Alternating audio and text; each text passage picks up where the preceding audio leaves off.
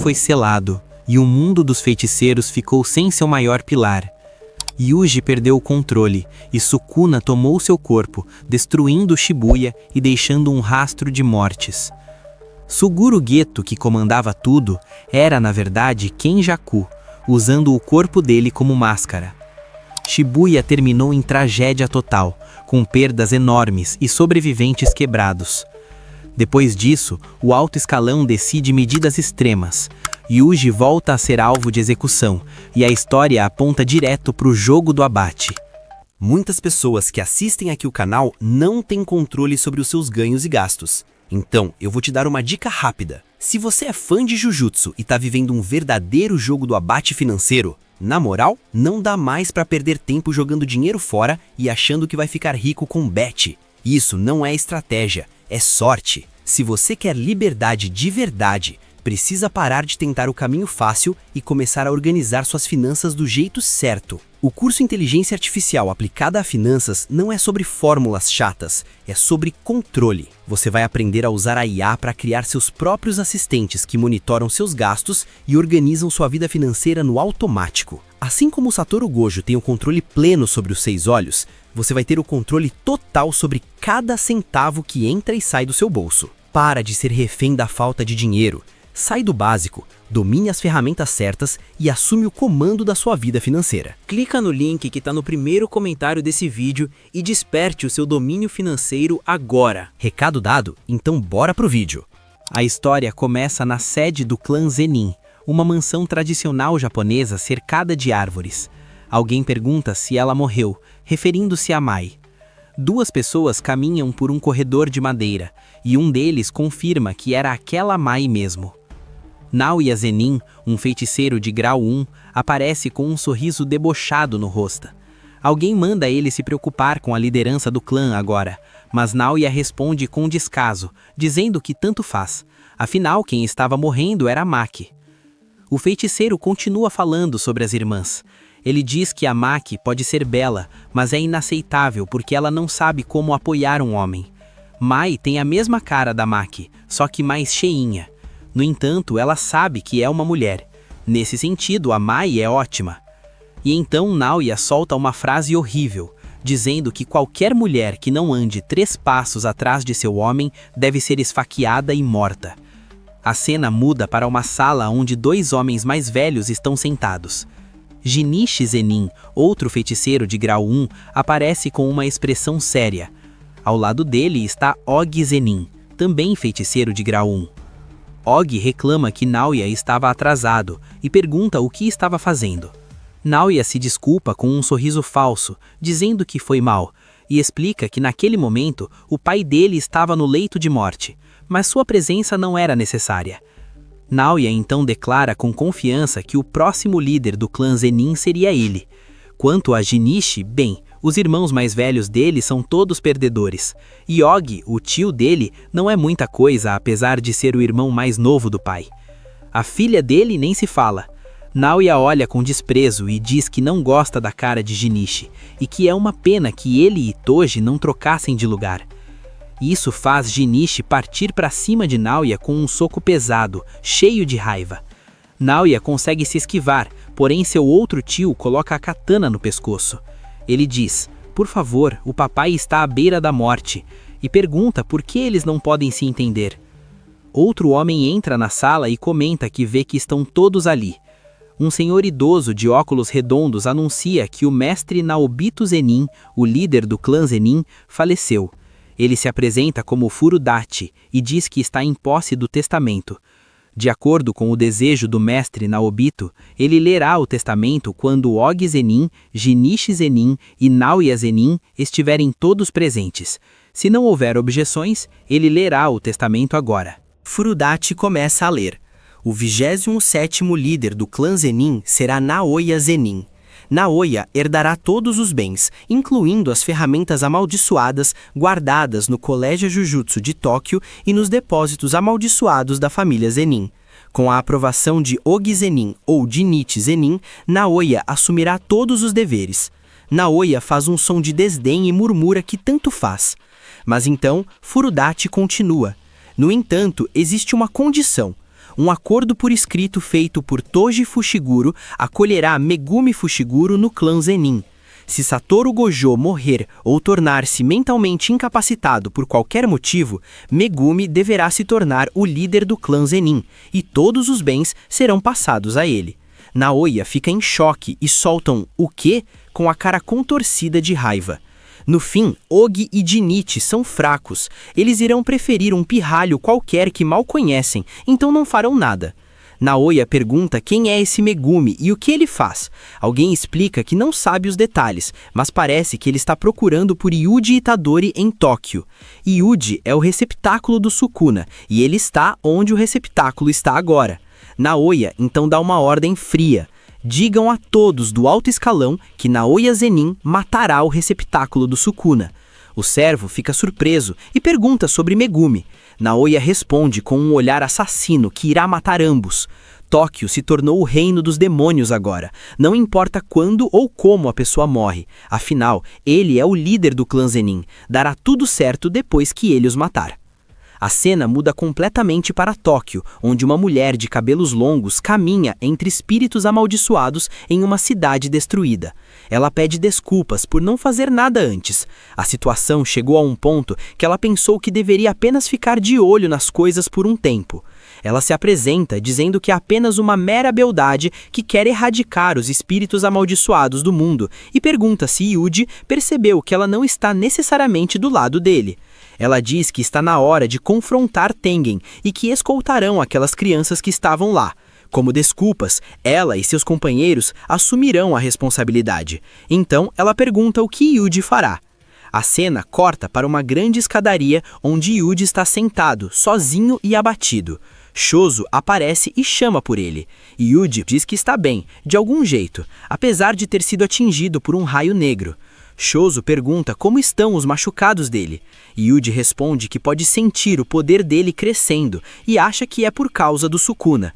Então, Shozo diz para Yuji não se preocupar com ele e que ele pode voltar para o colégio Jujutsu. Shozo precisa recuperar o que falta dos irmãos dele. Yuji diz que não queira voltar ou algo assim. Ele não está preocupado com Shozo. Sukuna está armando algo que envolve o Fushiguro. Além disso, ele matou muita gente. Quem garante que alguém que ele salvou não matará alguém no futuro? Shozo pergunta se tudo bem com isso. Yuji abaixa a cabeça e diz que não pode mais ficar com a galera. Ele confessa que também matou os irmãos mais novos. Shozo responde com a voz baixa que tudo bem, isso foi um mal-entendido. Se Ezo e Ketizo estivessem no lugar dele, diriam a mesma coisa. Irmãos são desse jeito, não é questão de perdoar ou não. Yuji se levanta com determinação e diz para irem. Agora, eles têm que cuidar do máximo de espíritos amaldiçoados que puderem. Temos uma visão ampla da cidade, mostrando uma ponte sobre um rio. Yuji aparece em cena, ele está batendo palmas. Com os olhos focados e expressão séria, o garoto bate palmas cada vez mais altas. Os movimentos são rápidos e precisos. Então surge uma maldição gigantesca. A criatura é enorme, com um corpo deformado e uma cabeça que lembra um animal grotesco, com olhos e dentes afiados. A fera se aproxima de Yuji com toda a sua massa. O feiticeiro olha para cima e murmura que lá vem ela. A maldição avança com tudo. E Yuji se joga para o lado para desviar do ataque brutal. O monstro continua perseguindo, destruindo tudo em seu caminho. Yuji corre pela ponte enquanto a criatura o segue de perto, seus passos pesados ecoando pelo concreto. Nesse momento, outra maldição aparece no céu, uma espécie de criatura voadora com uma cabeça de crânio. Agora Yuji enfrenta duas maldições ao mesmo tempo. Ele salta e gira no ar, desviando dos ataques coordenados das duas criaturas. O garoto desliza pelo chão enquanto as maldições continuam a persegui-lo sem descanso. De repente, ele grita o nome de Chozo. Yuji está chamando por seu aliado. Chozo aparece no túnel, seus cabelos espetados balançando com o movimento. O usuário de sangue se posiciona e observa a maldição gigante se aproximando. Com um olhar determinado, ele ativa sua técnica e grita, sangue perfurante. Jatos de sangue endurecido disparam das mãos de Chozo, perfurando o corpo da maldição. O ataque acerta em cheio e sangue espirra para todos os lados enquanto a criatura é ferida. A maldição ruge de dor com o impacto. Chozo observa a cena e chama por Yuji. A maldição ferida ainda está de pé, mas claramente abalada pelo ataque. Yuji aproveita a abertura e parte para cima do monstro. Ele acerta um soco devastador na cabeça da criatura, atravessando sua carne com o punho cheio de energia amaldiçoada. O golpe é brutal. O punho de Yuji afunda no corpo da maldição, causando uma explosão de destruição. A criatura é arremessada contra uma parede, destruindo parte da estrutura. Chozo observa tudo e pensa consigo mesmo que aquilo era incrível. Ele já tinha se impressionado com o poder de Yuji quando lutaram, mas desde então ele se aperfeiçoou mais. O controle do fluxo de energia amaldiçoada junto com seu poder físico surreal era algo impressionante. Agora ele era um deus-demônio. Yuji aterriza no chão enquanto Chozo elogia o irmão, dizendo que ele estava incrível como sempre, mas também nota que ele ainda não se recuperou totalmente.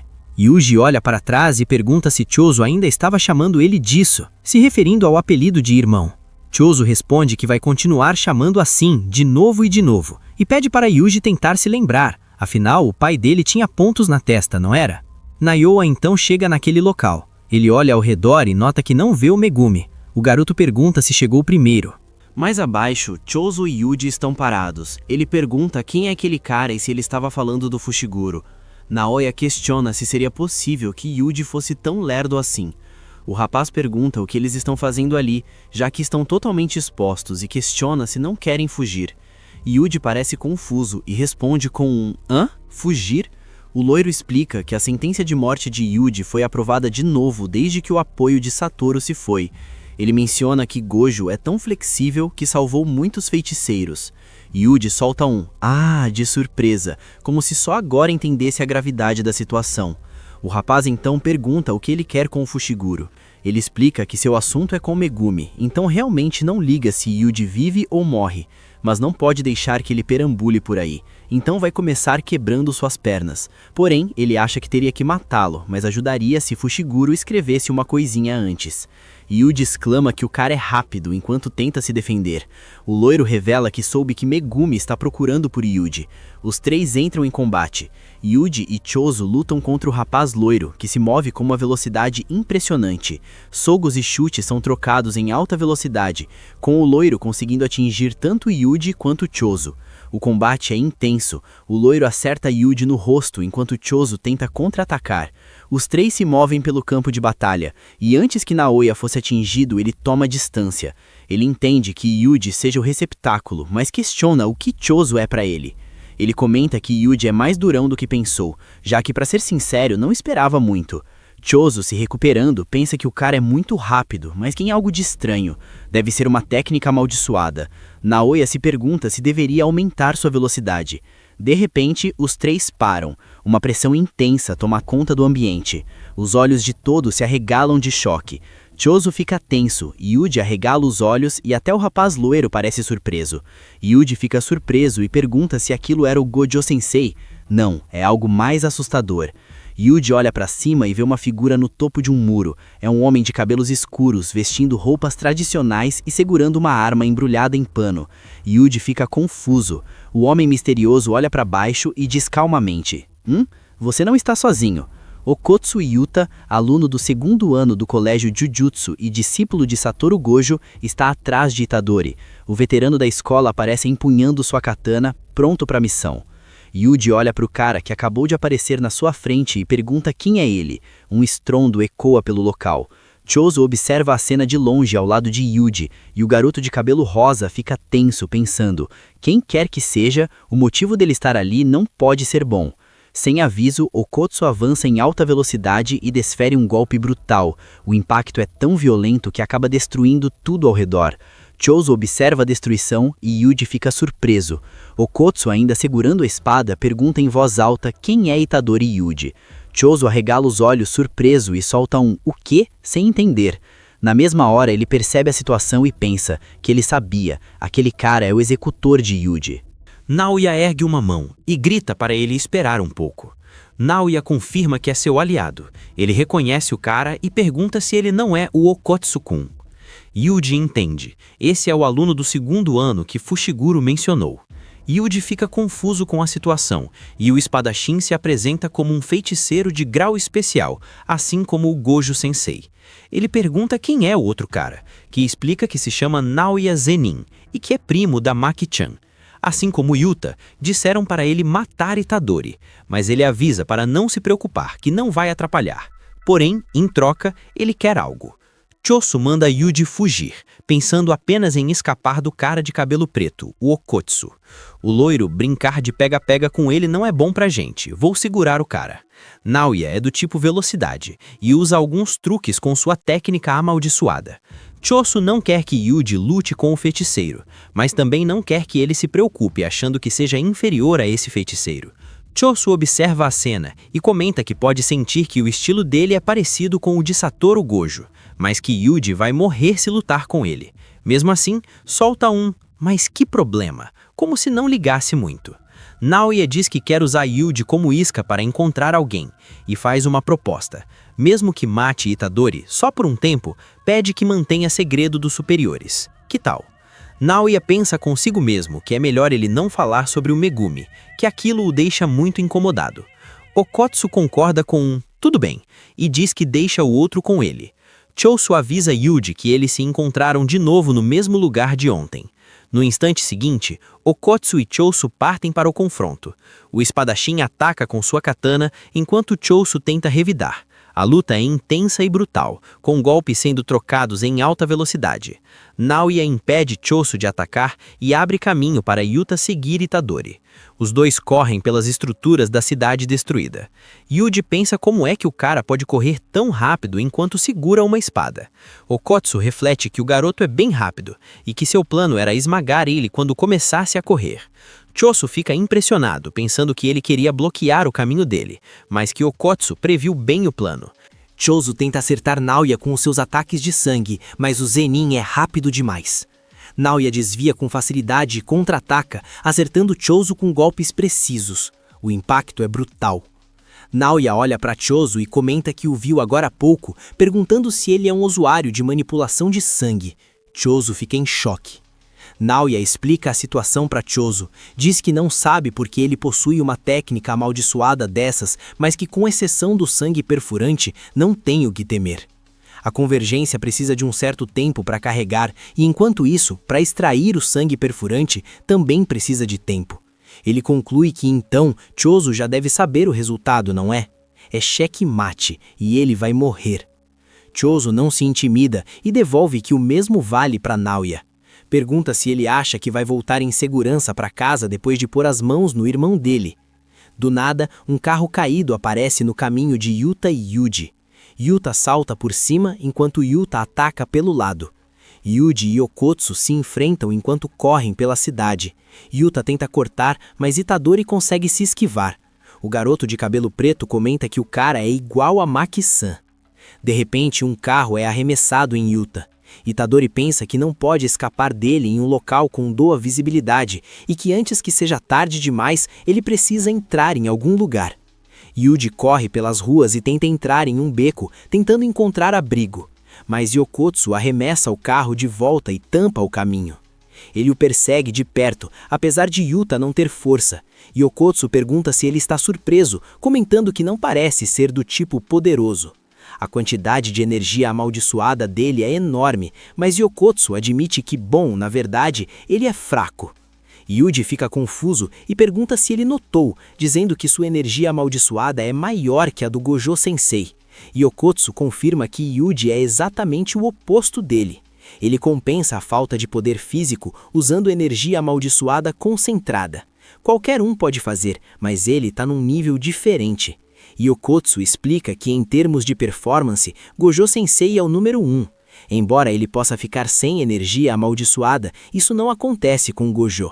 No entanto, Gojo Sensei possui os 6 olhos, então quando ele ativa sua técnica amaldiçoada, a perda de energia amaldiçoada é quase zero. Okotsu encerra a conversa ali. Yuji grita, "Fala sério", enquanto os dois continuam trocando golpes violentos. Yuji reflete que quanto maior o grau do feiticeiro, mais difícil é ler o fluxo de sua energia amaldiçoada. Mas o caso de Yuta é diferente. Ele não pode prever o ataque até o último instante em que ele te atinge. No caso dos feiticeiros de primeira linha, como a precisão de manipulação de energia amaldiçoada é bem alta, você consegue ter uma ideia. Se pergunta se é o punho direito mesmo, e conclui que diria que é o punho direito. Os dois colidem com força total, e Yuji percebe que mais pra esse cara não é uma questão de poder prever ou não. Todos os ataques dele podem ser decisivos, e todo dano que ele recebe pode ser suprimido ao máximo. A energia amaldiçoada flui de seu corpo inteiro, incluindo da sua espada. Yuji recorda as palavras, deixa o resto com você, e mesmo diante da morte, ele abaixa a cabeça e diz que sente muito, mas não pode morrer ainda. Yuji corre em alta velocidade enquanto é perseguido por Yuta. Itadori se esquiva dos ataques de espada. Yuta, com um sorriso no rosto e segurando sua espada, avança contra Yuji, que pensa consigo mesmo que precisa primeiro fazer alguma coisa sobre essa espada. Os golpes começam a ser trocados com intensidade. Enquanto desvia, Yuji analisa a situação. Contanto que ele blinde o seu corpo com energia amaldiçoada, lâminas não serão uma ameaça para ele. Mas se ele fizer isso com esse cara, o oponente vai fazer picadinho dele na hora. Então ele corre, saltando para dentro de um carro, atravessando as janelas com velocidade impressionante. Yuta o persegue de perto, os olhos focados. Yuji sai do outro lado do veículo deslizando, e quando olha para trás, vê Yuta. Ele finalmente alcança e ataca com suas técnicas. De repente, Yuji saca uma faca e aponta para Yuta, que se surpreende e pensa consigo: uma faca? Onde ele conseguiu isso? Mas logo conclui que provavelmente é uma faca para acampamento ou para sobrevivência que estava no carro. Se não é uma ferramenta amaldiçoada, não é nada para se ter medo. Eles começam a trocar golpes. Yuji fala para si mesmo não ter medo e fechar as brechas, mandando ele preencher com energia amaldiçoada. Enquanto isso, reflete e lembra de Gojo que disse: confiar demais em ferramentas amaldiçoadas e acabar negligenciando a prática de manipulação de energia amaldiçoada também não é bom. Dependendo do tipo, ele recomenda aprender como utilizar armas. A matadora de demônios era só uma tática de emergência, então completa dizendo que acha que é cedo demais para Yuji.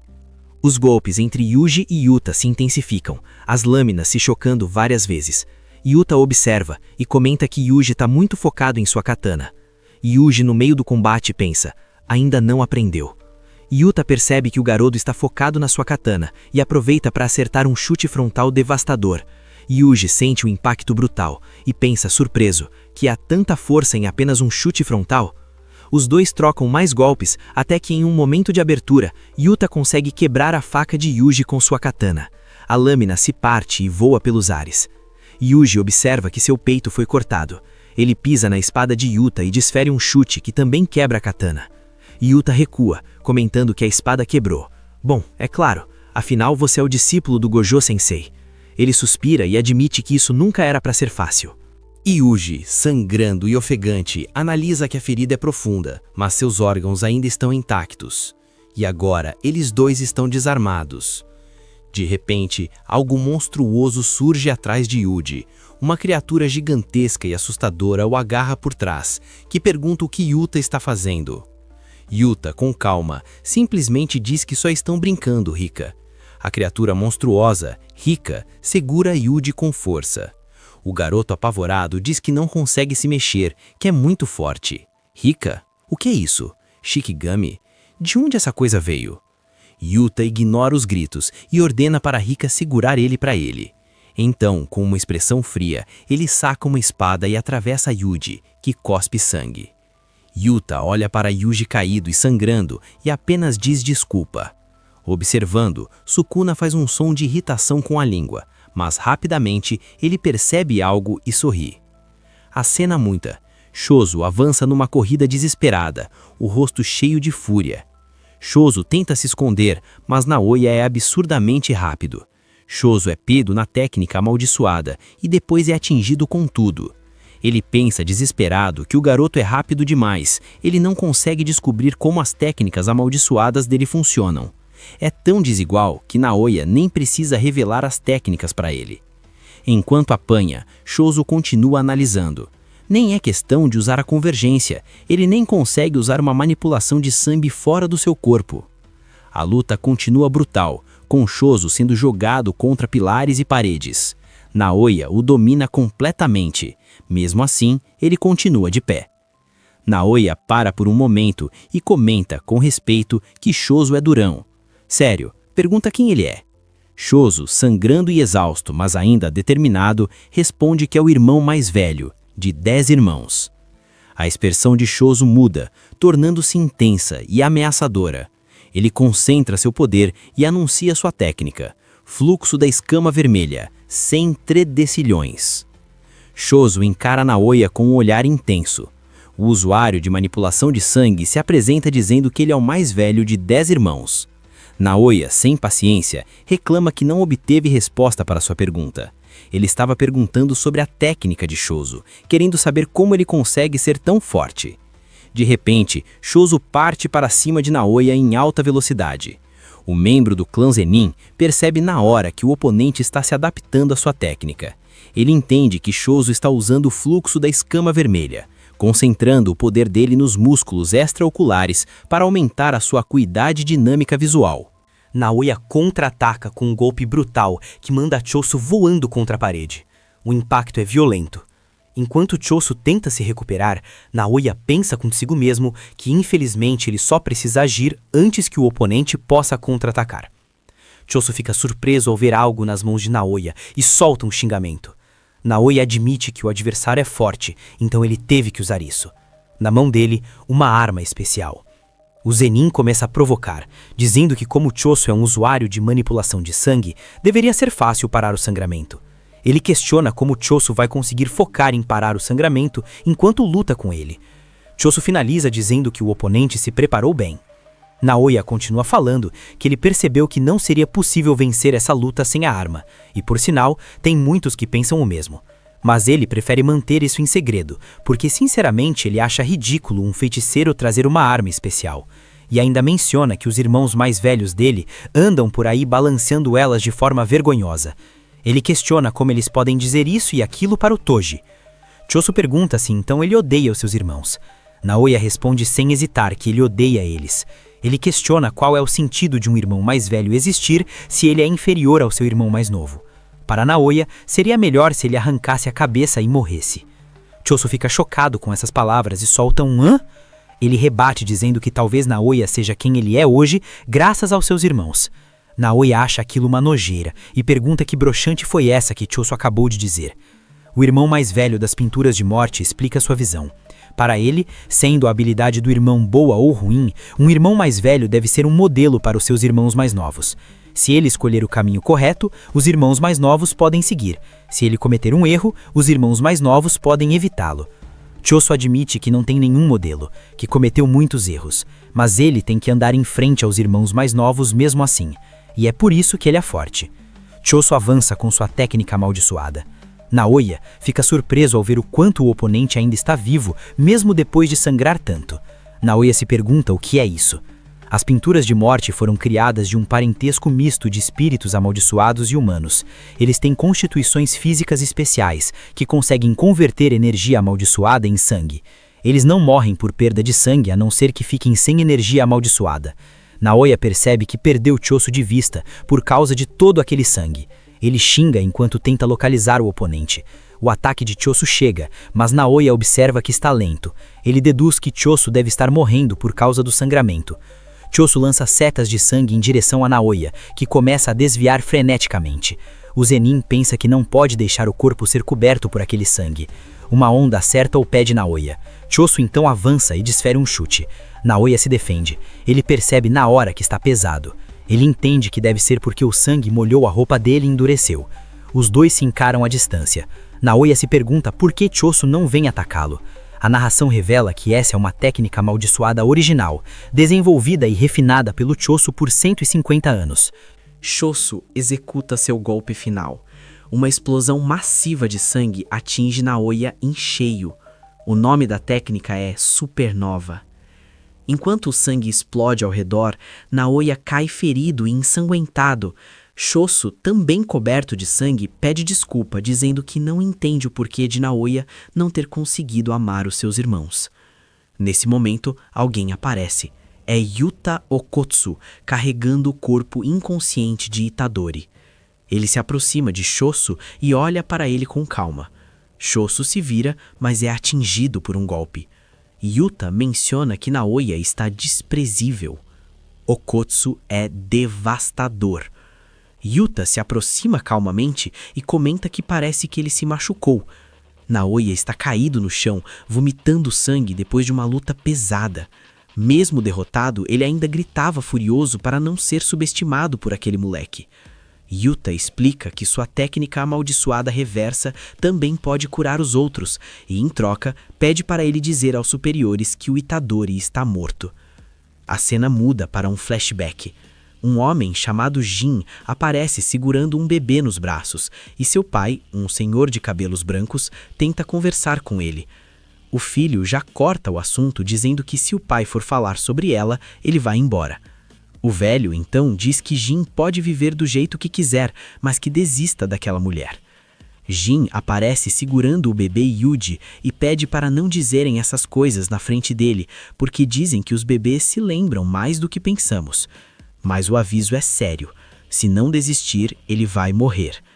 O senhor continua explicando que sabe que Jin queria um filho e não conseguiu ter um com Kaori, mas que Kaori morreu porque uma mulher o interrompe, chamando-o de sogro.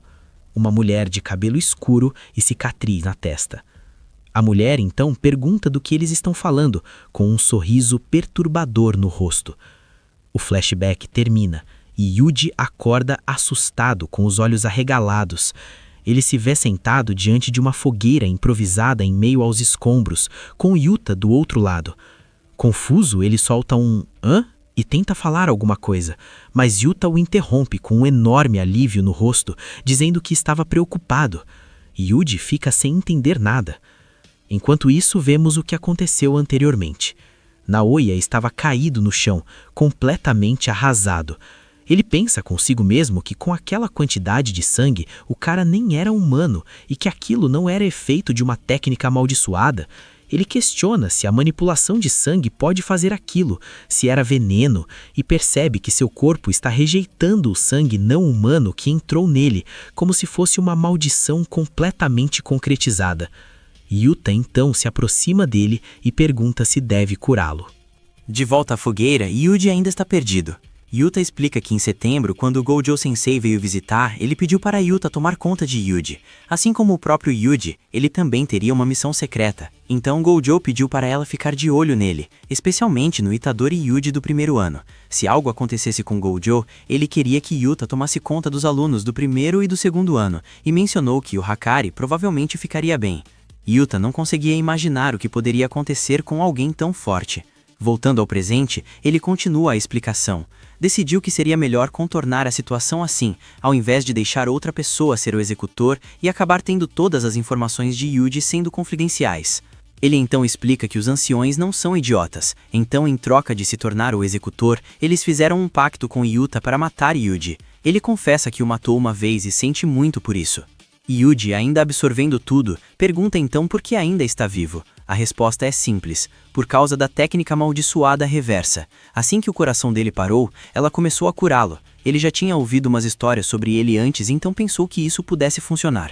Yuji pensa que não são muitos que sabem que ela pode pegar energia positiva e liberá-la. Yuta continua explicando que por agora eles vão considerar a execução de Yuji oficialmente concluída. Isso pode ser exposto imediatamente, mas é a situação em que estão, então essa é a segunda vez que cobriram a morte dele. Yuji pergunta por que ele está fazendo tudo isso. Yuta responde que é porque ele é importante para aqueles que são importantes para ele. Yuta também teve que lidar com um grande poder que não conseguia aguentar, mas diferente dele, o poder que ele carrega não é dele. Yuta pensou que o poder tinha sido forçado nele, mas na verdade, ele mesmo que criou. Olhando firme para Yuji, ele diz que não é culpa dele. Ele responde que Yuta não entende, que o problema não é se a culpa é dele ou não. Yuji, sentado do outro lado da fogueira, abaixa a cabeça. De repente, alguém chama seu nome. Itadori. Nesse momento, Fushiguro Megumi aparece caminhando em direção a eles. Yuji o vê e chama seu nome, surpreso. Fushiguro pergunta o que ele está fazendo ali. Vamos voltar para o colégio Jujutsu. A barreira da escola está enfraquecida agora, então desde que ninguém veja Yuji, não tem problema em ele voltar. Ele diz para se reagruparem com os senpais. Primeiro, mas Yuji o interrompe gritando para ele parar. Ele repete que não deve agir como se nada tivesse acontecido, como se tudo estivesse normal. Yuta se lembra das palavras que disse antes. Desculpa, mas eu não posso morrer ainda.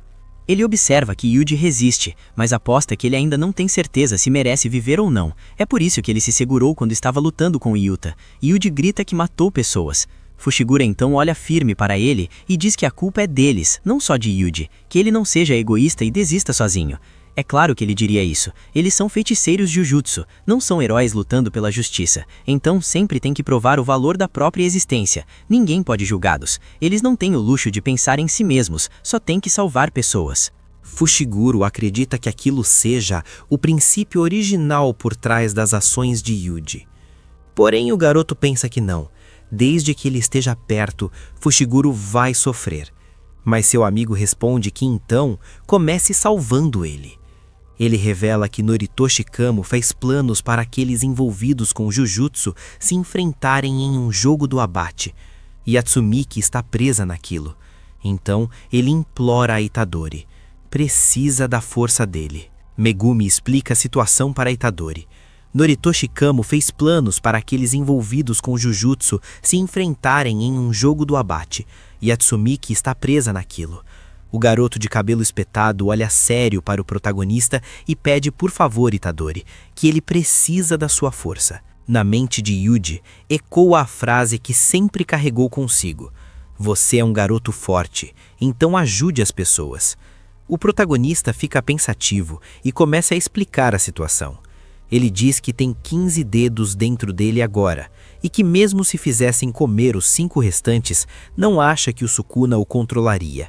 O motivo do Sukuna ter tomado seu corpo em Shibuya provavelmente foi porque o forçaram a comer 10 dedos de uma vez. Mas o importante é que o Sukuna está planejando usar o Fushiguro para alguma coisa. Dito isso, Itadori olha firme para os dois e faz um pedido sério. Se ele for possuído pelo Sukuna de novo, que não hesitem em matá-lo. Ele acredita que eles consigam fazer isso. Yuta responde que vai dar o seu melhor. O protagonista pergunta o que deve fazer. E Fushiguro então traça o plano. Primeiro, vão voltar para o colégio Jujutsu e contatar o mestre Tengen. Precisam descobrir como remover o selo do reino da prisão e também qual é o objetivo concreto do Noritoshi Kamo e os passos futuros. O jogo do abate é um terrorismo Jujutsu nunca antes visto e para arrumar essa bagunça precisam achar as respostas para essas questões. Megumi acredita que só o mestre Tengen sabe, mas existe um problema, a barreira que encobre o mestre Tengen. Itadori sugere que talvez a Tsukumo saiba como passar, mas Megumi responde que já falou com ela e que essa ideia foi dela. Ela está se escondendo no colégio Jujutsu também. O protagonista fica surpreso e pergunta, escondendo?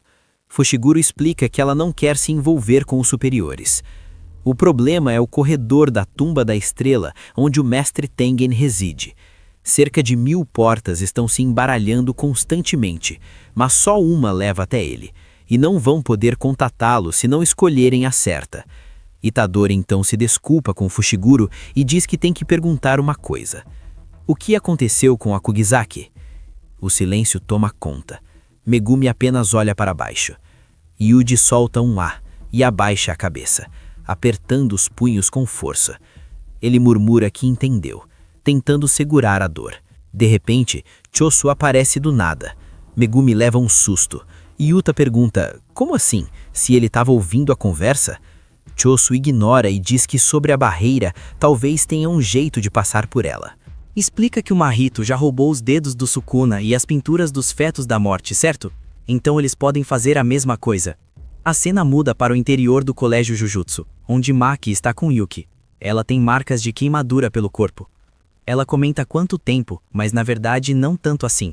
Itadori aparece na porta e pergunta se Maki-senpai estava ali. Yuta fica aliviado e grita a Maki. Yuki explica que as marcas de queimadura não puderam ser evitadas, já que até a técnica amaldiçoada reversa deixa marcas.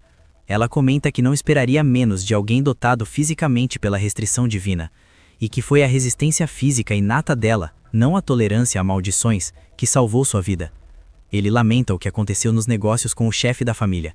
Maki responde de forma casual que ela não estava arriscando tanto. Maki então chama a atenção e pergunta sobre a barreira do Tengen-sama. Chosu pede para ele deixar falar. Ele explica que entre as portas e a tumba tem um armazém amaldiçoado, onde guardam objetos e ferramentas amaldiçoadas.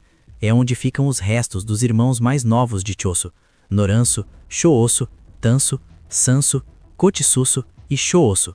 Apesar de serem restos, com os 6 juntos, um segundo efeito da técnica amaldiçoada de Choso deve funcionar como guia. Yuki comemora com um ótimo. Maki fica confusa e pergunta quem é esse cara. Yuji então indica Choso para os outros, dizendo que por agora pensem nele como seu irmão mais velho. O grupo segue pelos corredores do colégio. De repente, alguém grita Yuji. Choso fica animado por ter sido chamado de irmão mais velho. Ao longe, eles chegam ao armazém e Choso confirma que ali, sem dúvidas, seus irmãos estão dormindo atrás daquelas portas. Ele diz para abrirem. As portas se abrem e revelam uma massa gigantesca de raízes e galhos retorcidos, como se algo vivo tivesse tomado conta do lugar. Yuki observa a cena e diz que no fundo tem um elevador para a tumba. Então vamos em frente. Choso pede para esperarem só mais um pouco. Ele coloca a mão na parede e diz para seus irmãos que encontra com eles depois. O grupo entra no elevador e desce. Itadori e Choso se entreolham tensos. Quando saem, o protagonista nota manchas de sangue no chão e pergunta o que aconteceu ali. Yuki, com um olhar distante, comenta que foi há 11 anos e que agora que parou para pensar, foi quando tudo começou a ficar distorcido. Ela aponta que o templo principal é por aqui. O grupo chega a um espaço vazio e imenso. Itadori olha ao redor confuso e diz que não tem nada ali. Ele pergunta se esse é o templo principal. Yuki responde que não, que está nos rejeitando. O Tengen não interfere nesse mundo, mas ele pensou que o contato seria possível agora que os 6 olhos estão selados. Yuki admite que foi muito otimista. Ela sugere que talvez não esteja rejeitando todos eles. Yuta, impaciente, diz que a Tsumiki não tem muito tempo e que precisam voltar. Nesse momento, uma voz surge do nada. Vocês já estão saindo? Diante deles aparece uma figura misteriosa, envolta em mantos, com um rosto estranho. A criatura cumprimenta o grupo com um prazer em conhecê-los e começa a identificar cada um. Aponta para um e diz pintura do feto da morte. Para outro, descendente de Michizane. Depois, filha de Zenin. E finalmente olha para Itadori e diz, hospedeiro do Sukuna. O mestre Tengen finalmente apareceu diante deles. Os olhos do Yuta e do resto do pessoal quase saíram quando viram aquela figura. Não era bem o que eles esperavam. O clima ficou pesado e a galera começou a cochichar, tentando processar quem era aquele ser na frente deles. O nome Tengen finalmente saiu da boca de alguém, carregado de puro choque. A figura parecia um alienígena, com o rosto esticado, várias linhas estranhas e todo enrolado em bandagens. Ele estava lá, paradinho, sendo o imortal que protege as barreiras do Japão há séculos. O silêncio só foi quebrado quando a Tsukumo Yuki, com toda a confiança do mundo, perguntou se ele não ia nem dar um oi. O Tengen reconheceu a Yuki na hora, mas confessou que estava com receio de que o grupo tivesse se aliado ao Kenjaku. A conversa logo ficou séria. A Yuki quis saber por que a tumba da estrela estava fechada, e o Tengen soltou a bomba. O cara que está no corpo do Geto agora é o Kenjaku, o mesmo que já foi o infame Noritoshi Kamo.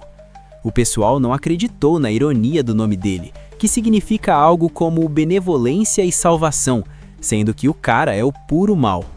Aí, alguém resolveu perguntar o que todo mundo estava pensando. Por que você tem essa cara de bicho, Tengen-sama? Com toda a calma do mundo, ele explicou que, embora seja imortal, ele ainda envelhece. Como ele não conseguiu se fundir com um receptáculo de plasma estelar 11 anos atrás, o envelhecimento dele acelerou e ele perdeu o senso de identidade. Agora, ele é praticamente um com o céu e a terra. Mas o papo não era só sobre estética. O Megumi e o Yuta foram direto ao ponto. Eles precisavam saber as intenções do Kenjaku e como abrir o reino da prisão para libertar o Gojo. O Tengen aceitou falar, mas com uma condição, que gelou a espinha de todo mundo. Ele queria que 2 dos 3, Yuki, Yuta ou Choso, ficassem lá para serem seus guarda-costas pessoais. A galera achou um absurdo. "Você não é imortal?" perguntaram. Mas a Yuki sacou a jogada. O Tengen estava com medo de ser selado. Ele explicou que o plano real do Kenjaku é forçar a evolução humana no Japão. Só que ele não quer fazer isso de um jeito bonitinho. Ele quer assimilar a humanidade inteira com o próprio Tengen. Se isso acontecer, o mundo acaba. O Tengen explicou que na forma atual dele, ele está mais para uma maldição do que para um humano. Isso significa que ele pode ser controlado pela técnica de manipulação de maldições do Kenjaku. Se o Kenjaku absorver o Tengen e fundir ele com 100 milhões de pessoas, qualquer pensamento negativo de uma única pessoa pode se espalhar e destruir tudo num instante. Seria o fim da individualidade e o começo de um pesadelo global. O Tengen também contou que ele, o receptáculo de plasma estelar e os usuários dos 6 olhos, como o Gojo, estão ligados pelo destino. O Kenjaku tentou quebrar esse ciclo por 1000 anos e falhou todas as vezes até que o Toji Zenin apareceu 11 anos atrás. Como o Toji não tinha nada de energia amaldiçoada, ele era um erro no sistema e conseguiu destruir o destino de todo mundo. Isso deu a brecha que o Kenjaku precisava para colocar o plano do jogo do abate em prática. Para salvar a Tsuzumiki e o resto do pessoal, o grupo decidiu que precisava entrar nesse jogo bizarro e adicionar novas regras. O Shozo e a Yuki decidiram ficar, para proteger o Tengen, enquanto o Yuji e o Yuta partem para a ação. Antes de irem, o Tengen mostrou o que eles tanto queriam, o fundo do reino da prisão. É como se fosse uma porta das costas para tirar o Gojo de lá. O problema é que para abrir essa porta, eles precisam de itens específicos que o próprio Gojo destruiu no passado, como a corda negra e a espada invertida do céu. O Yuta até tentou achar o resto da corda na África com o Miguel, mas deu em nada. A única esperança agora é uma jogadora do jogo do abate chamada Hana Kuruzo, conhecida como a Anja. A técnica dela consegue anular qualquer outra técnica amaldiçoada, e ela é a chave para abrir o selo e trazer o feiticeiro mais forte de volta. O grupo continuava reunido com o Tengen, tentando entender quem é essa tal de Anja. A notícia boa é que a técnica dela pode anular qualquer outra técnica amaldiçoada, inclusive o selo do reino da prisão. O Tengen confirmou que ela está em uma das barreiras de Tóquio, mas avisou que não consegue ver muita coisa lá dentro porque as regras do jogo estão bloqueando a visão dele. O jogo do abate não é brincadeira. Existem 10 barreiras espalhadas pelo Japão, e o objetivo real do Kenjaku é preparar a população para se fundir com o Tengen. Isso transformaria todo mundo em algo que nem é mais humano. O tempo está correndo. O ritual deve terminar em uns 2 meses, mas o problema imediato é a Tsumiki, irmã do Megumi. Ela tem pouco mais de 10 dias para entrar no jogo ou a regra de remoção de técnica vai acabar matando ela. As regras desse game são bem cruéis. Basicamente, se você desperta um poder e não entra no jogo em 19 dias, você morre. Se entrar, você vira jogador e ganha pontos matando os outros. Feiticeiros valem 5 pontos e civis valem 1. Cada jogador tem um assistente voador chamado Kogame, que serve como uma interface do jogo. O Megumi percebeu uma brecha. Com 100 pontos, um jogador pode criar uma regra nova. O plano deles agora é acumular esses pontos para mudar as regras e salvar a Tsumiki sem precisar que ela mate ninguém. Mas tem um detalhe.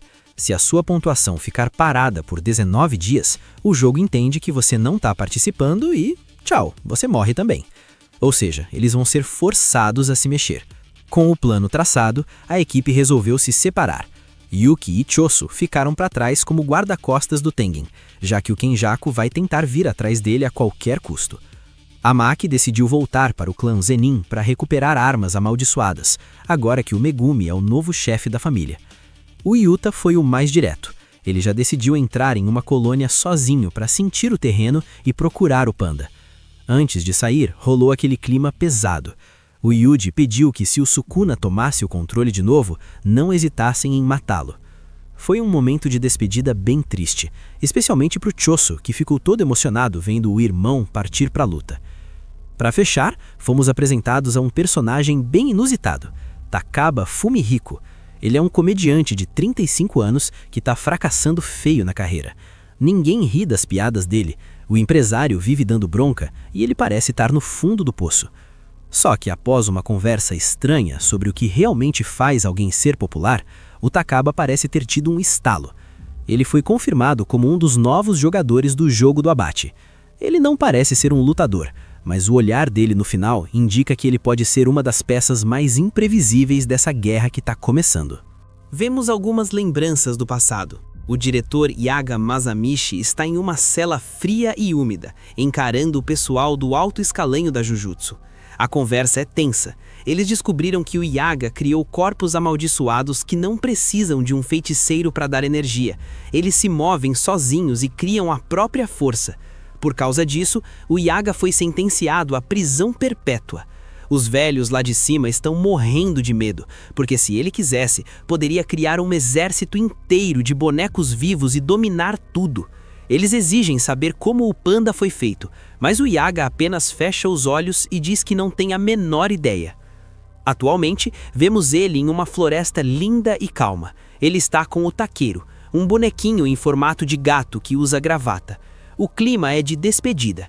O Takeru sente que algo está errado, mas o Yaga tenta disfarçar, dizendo que vai apenas para uma viagem de negócios bem longa. Ele acaricia o Takeru e pede para ele cuidar de todos os outros. O Yaga então abre a porta de uma cabana e vemos dezenas de outros corpos amaldiçoados vivendo ali, como se fossem uma família. Eles se despedem do pai sem saber que talvez nunca mais o vejam. De volta ao presente, o panda está rendido por cordas, mas o Kusakabe aparece e acaba cortando elas. O Kusakabe solta o panda e diz que está fazendo isso porque deve um favor enorme ao Yaga. No passado, o Yaga ajudou a irmã do Kusakabe, que tinha perdido o filho pequeno. O Yaga criou o Takeru usando as informações da alma desse sobrinho falecido. Mesmo sabendo que o boneco não era o menino de verdade, aquilo deu forças para a irmã do Kusakabe continuar vivendo. Por gratidão a esse gesto humano do diretor, o Kusakabe deixa o panda fugir. A noite cai e o Yaga caminha sozinho pelo pátio. Ele diz que está indo ver o seu filho. É aí que ele é cercado. Um feiticeiro exige a técnica de criação dos corpos artificiais. Logo depois, o diretor Gakuganji aparece com sua guitarra elétrica. O clima fica pesado porque os dois são velhos conhecidos, mas o Gakuganji está ali para cumprir ordens. A luta começa e é brutal. O Yaga resiste o quanto pode, mas acaba sendo jogado contra uma grade, todo ensanguentado. Perto do fim, o Yaga decide falar. Ele revela o segredo que o alto escalão tanto queria. Para criar um corpo amaldiçoado perfeito, você precisa de 3 almas compatíveis em um só núcleo. Elas precisam se observar o tempo todo para a consciência nascer. O Gakuganji fica em choque. Ele pergunta por que o Yaga só contou isso agora, já que se tivesse falado antes não seria executado. O Yaga dá um sorriso triste e diz que contar o segredo agora é a sua maldição para o Gakuganji. Ele quer que o velho carregue esse peso para sempre. O panda chega correndo, mas já é tarde demais. O Yaga cai morto. O Gakuganji fica ali parado, esperando o ataque do panda, mas o urso não faz nada. O panda diz que o Gakuganji foi apenas a faca usada pelo sistema e que ele não guarda rancor de um objeto. Ele explica que não é como os humanos, presos a vinganças bobas. Mas logo em seguida, o panda começa a chorar desesperadamente no meio da noite. No fim das contas, ele é tão humano quanto qualquer um, sentindo a dor de perder o próprio pai. Vemos a mansão do clã Zenin, um lugar que parece pacífico por fora, mas é um ninho de cobras por dentro. O Naoya Zenin está lá, sentado de boa na janela, com aquele sorrisinho de quem não vale nada. Ele não perde tempo e começa a provocar a Maki, que acabou de chegar. Ela está toda enfaixada e cheia de queimaduras. O Naoya, sendo o lixo de sempre, começa a humilhar a garota, dizendo que ela não tem técnica, não vê espíritos e que agora, com o rosto machucado, nem serve mais para arrumar alguém. A Maki não se abala. E ele só quer saber o que ela vai fazer da vida. Vai seguir o Okotsu e o Megumi? O clima é tenso, mas ela dá as costas e segue o caminho dela. A Maki caminha pelos corredores escuros do clã em direção ao depósito de armas amaldiçoadas. No caminho, sua mãe tenta impedir a entrada dela, mas a Maki nem olha na cara dela. Ela avisa que o novo líder deu permissão e entra na escuridão sem pensar 2 vezes. Enquanto isso, vemos algumas memórias da Maki.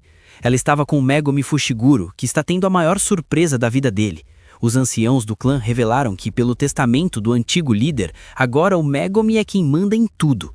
Ele recusa de cara, dizendo que é muito cansativo, mas ela explica que, como líder, ele teria acesso a todo o dinheiro, informações e armas do clã.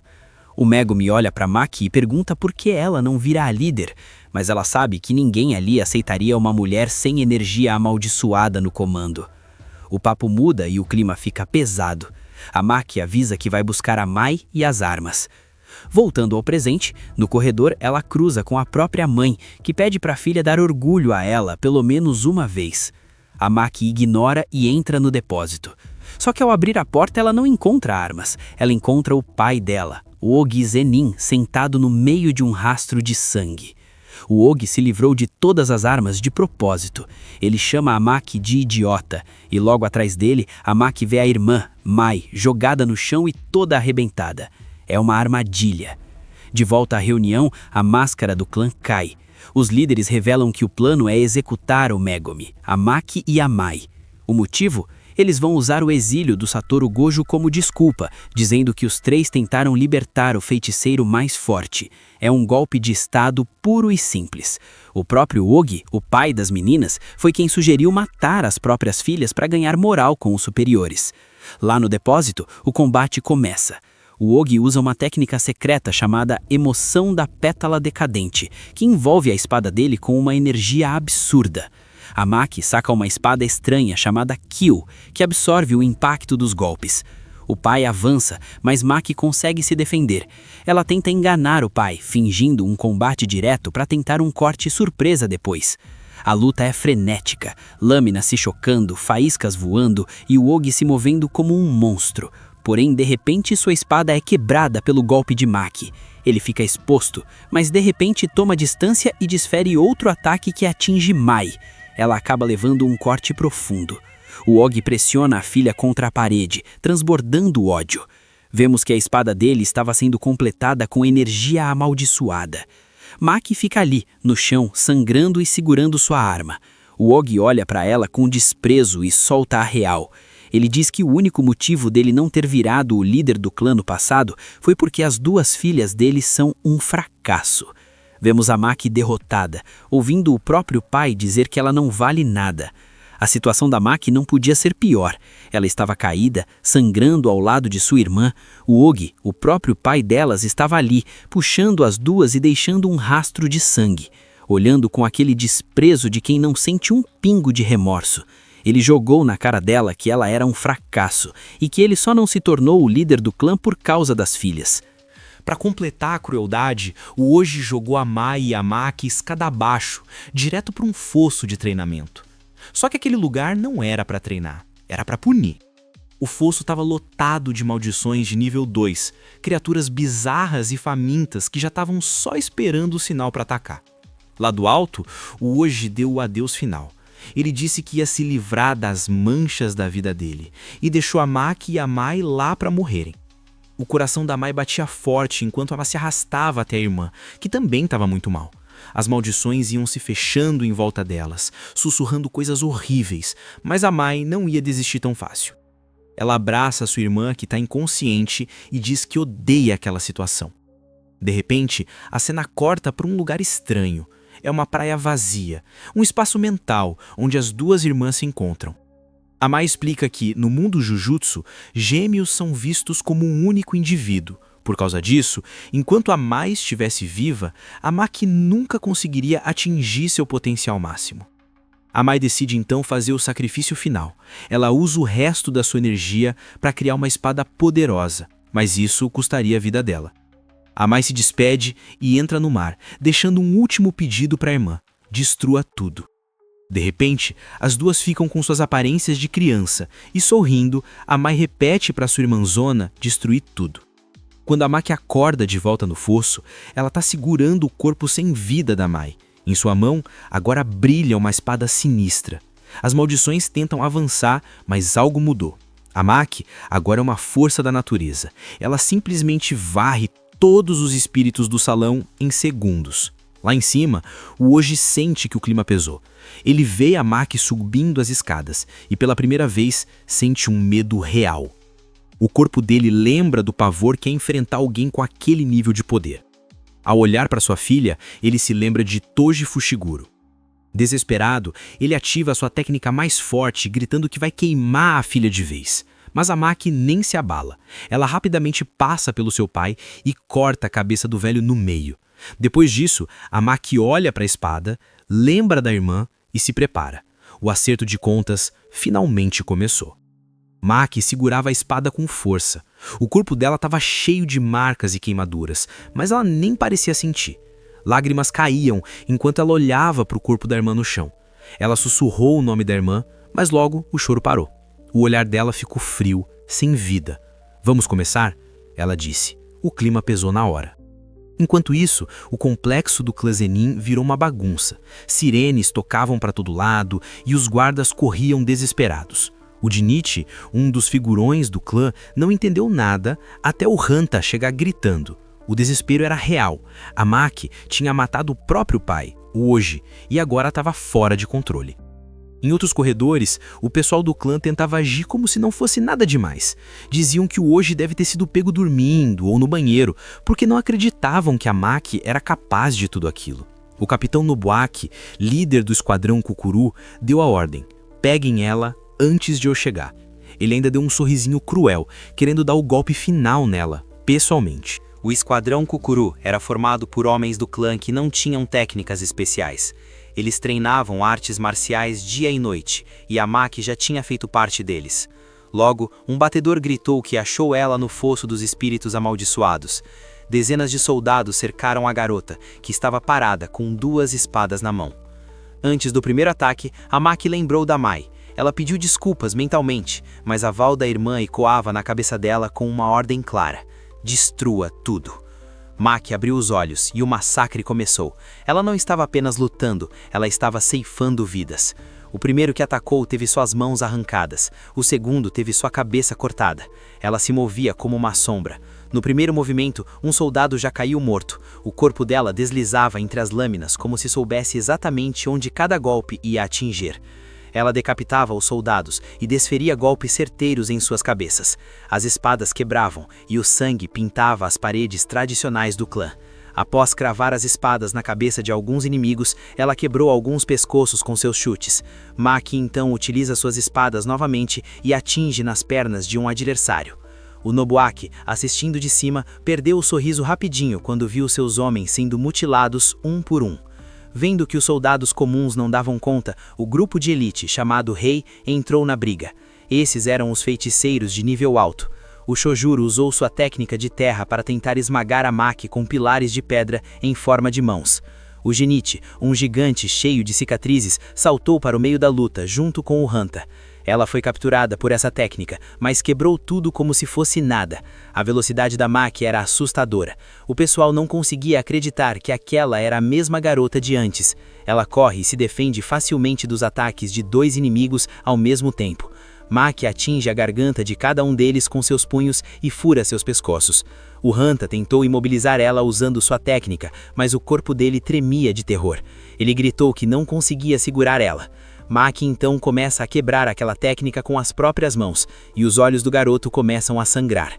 O Jinichi veio com tudo para dar o soco final, gritando que a Maki tinha se tornado um monstro igual ao Toji Fushiguro.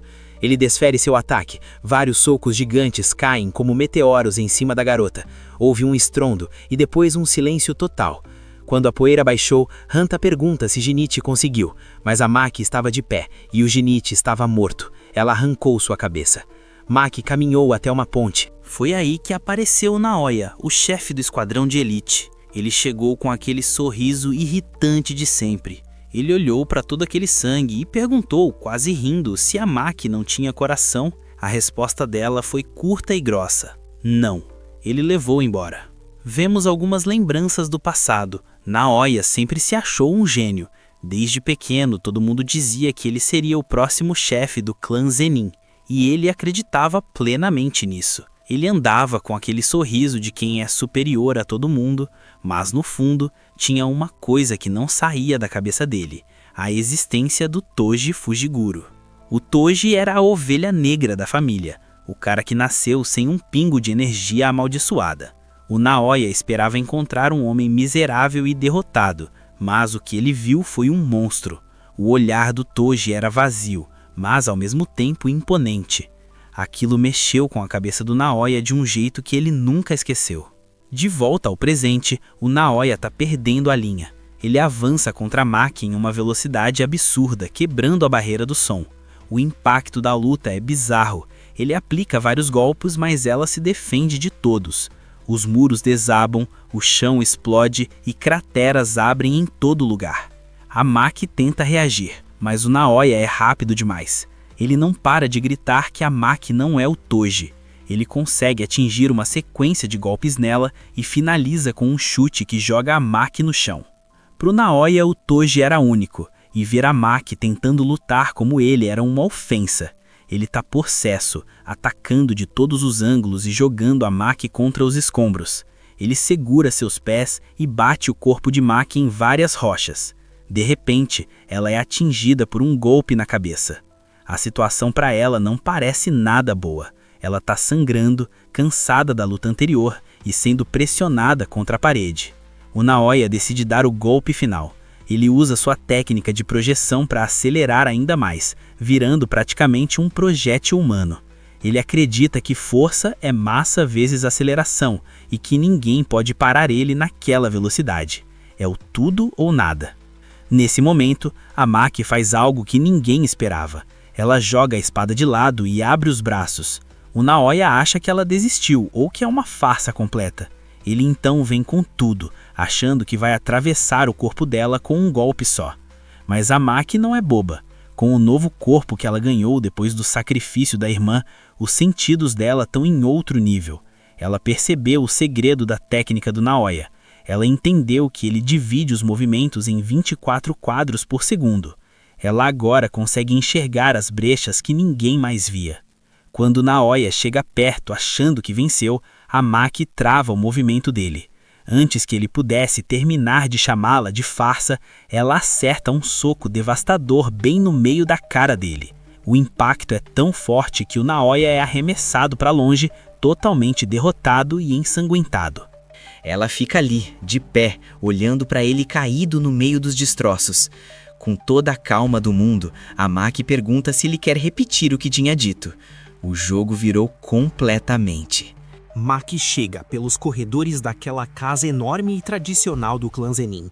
O clima sempre foi pesado por lá.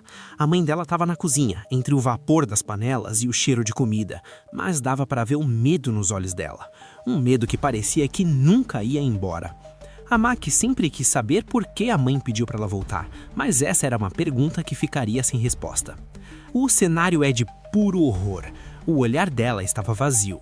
A casa do clã estava completamente destruída. Seus membros foram mortos. Porém, alguém quebra as portas e entra rastejando naquele local. Esse é Naoya. Em um dos cômodos, ele estava se arrastando, completamente destruído. Mesmo com os ossos quebrados e o rosto inchado, ele ainda tentava ser arrogante. Ele xingava a Maki, furioso porque ela não tinha terminado o serviço. Mas, quando ele tenta levantar, alguém aparece na porta. Era a mãe da Maki e da Mai. Ela estava com um kimono sujo de sangue e segurava uma faca. O Naoya entra em desespero quando percebe que não consegue mais usar sua energia amaldiçoada. Ele vira um alvo fácil. Naquele momento, a mãe de Maki cai sobre Naoya e perfura suas costas com a faca. Em seus momentos finais, a mulher tem um estalo de memória. Ela vê as duas filhas pequenas brincando felizes em um campo de flores. Ela diz para si mesma que, apesar de tudo, ficou feliz por ter dado à luz as duas. Então, ela faz o que precisava ser feito. Do lado de fora, Maki está indo embora, carregando o corpo de sua irmã. E Momo Nichimiya chega correndo pelas escadas de pedra. Ela sentiu que algo terrível tinha acontecido e estava desesperada. No topo da escada, ela dá de cara com a Maki. Ela estava sozinha, carregando o corpo da Mai. A Momo desaba, chorando sem parar, sem entender como as coisas chegaram naquele ponto. A Maki nem parou para dar explicações. Ela só deixou o corpo de sua irmã com a Momo e disse: "Deixe o resto com você." Maki passou direto e depois disso ela simplesmente sumiu na escuridão da noite. O salto daquele dia foi pesado. Dezenas de membros de elite do clã desapareceram e depois foram confirmados como mortos. O que intrigou todo mundo foi que não encontraram nenhum rastro de energia amaldiçoada no local, apenas as marcas das armas. Com o clã praticamente dizimado, os Gojo e os Kamo sugeriram expulsar o Zenin e as três grandes famílias Vemos da que o mestre feitiçaria. Tengen Mas enviou os o Itadori figurantes do Megumi alto para um escalão estacionamento ainda estão gigante decidindo na o que fazer. prefeitura de Toshigi. Sabe aqueles lugares com vários andares meio escuros? É lá que o Hakari está escondido, ganhando a vida com um apostador profissional. Enquanto isso, o Megumi tá tentando processar essa informação toda, com uma cara de quem não acredita no que tá ouvindo. Ele murmura sobre lutas entre feiticeiros e jogos de azar, claramente preocupado. O Yuji, ao lado dele, também tá meio perdido. O Megumi logo lembra que isso quebra totalmente as regras de sigilo do mundo Jujutsu.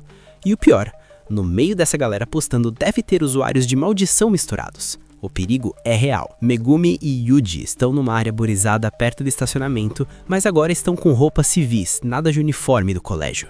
O Yuji estranha ter que trocar de roupa, mas o Megumi explica a situação. O Hakari foi suspenso justamente por brigar com os superiores, e é considerado um rebelde. Se ele descobrir que o pessoal do colégio Jujutsu está ali, ele foge na hora.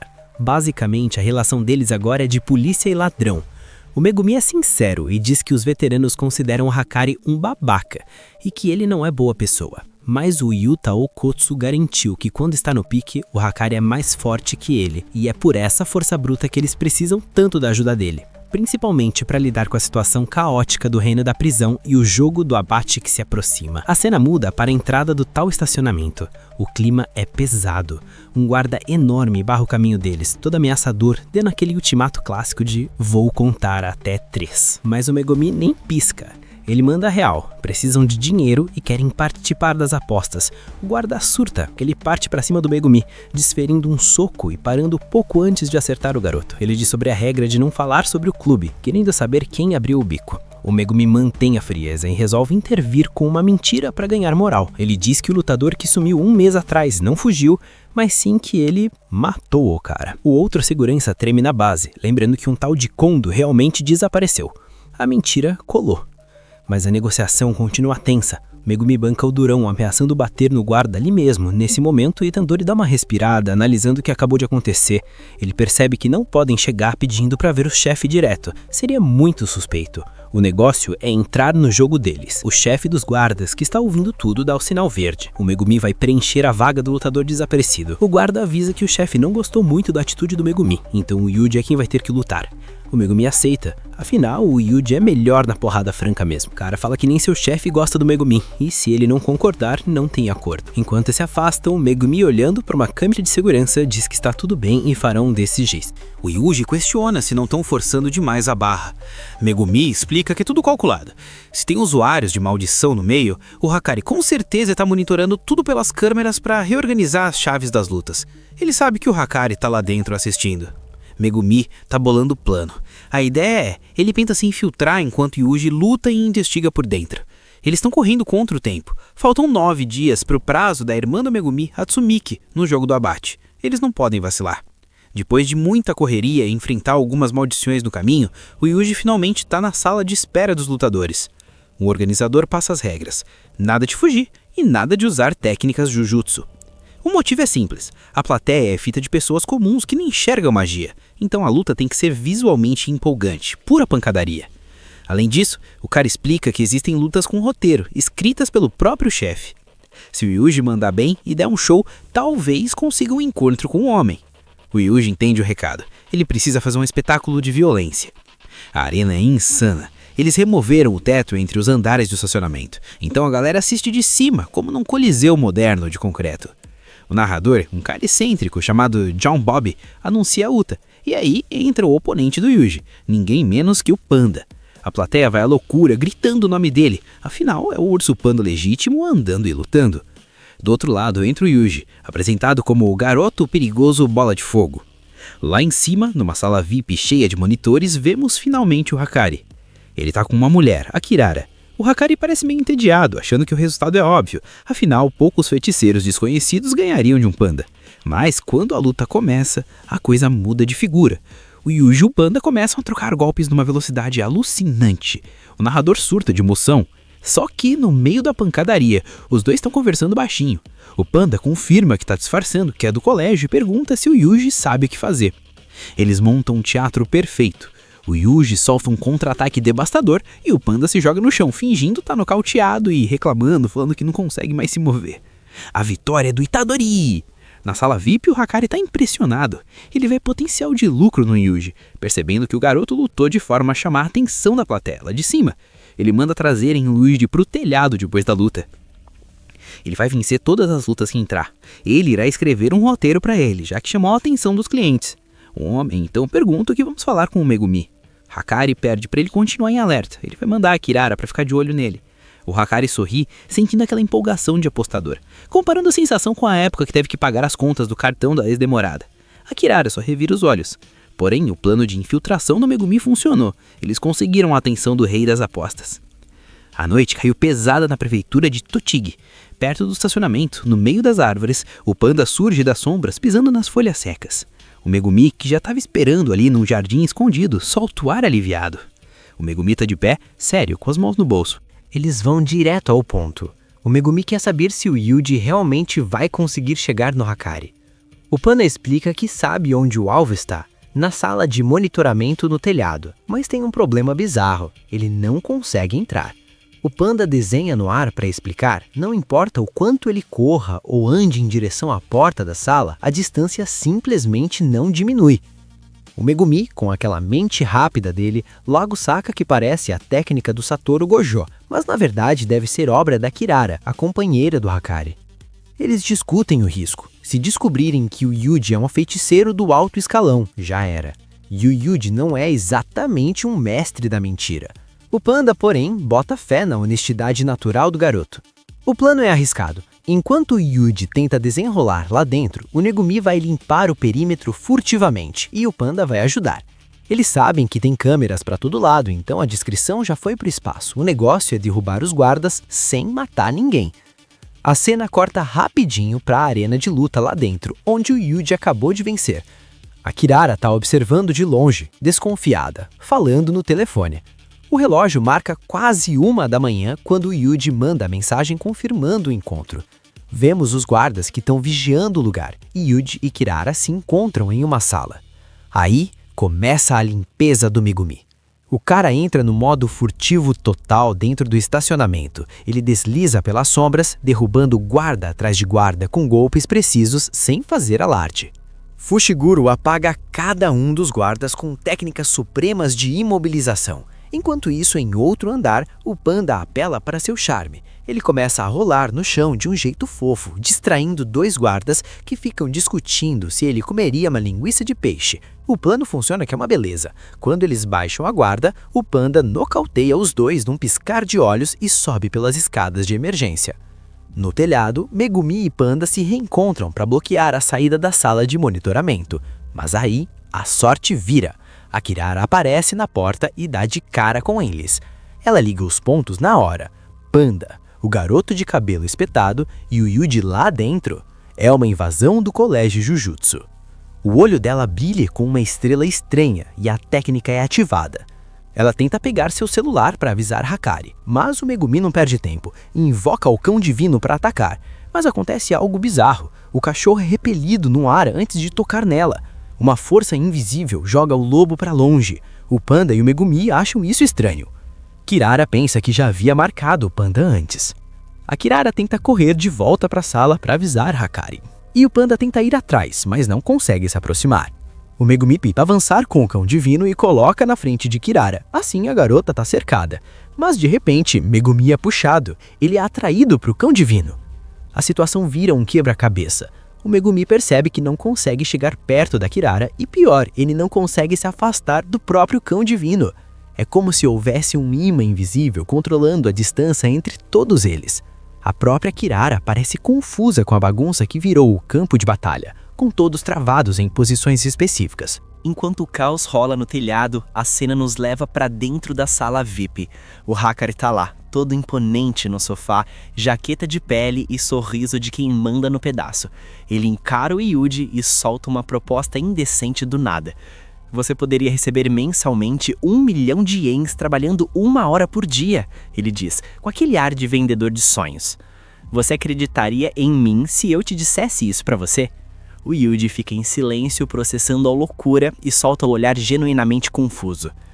Ao que parece, na sala de monitoramento, o clima tá tranquilo, mas com aquele ar de perigo. O hacker tá largadão no sofá, parecendo um rei do crime, e resolve testar o Yuji com uma daquelas propostas que parecem boas demais para ser verdade. Ganhar 1 milhão de ienes por mês, trabalhando 1 hora por dia. O Yuji, que não é bobo nem nada, fica desconfiado.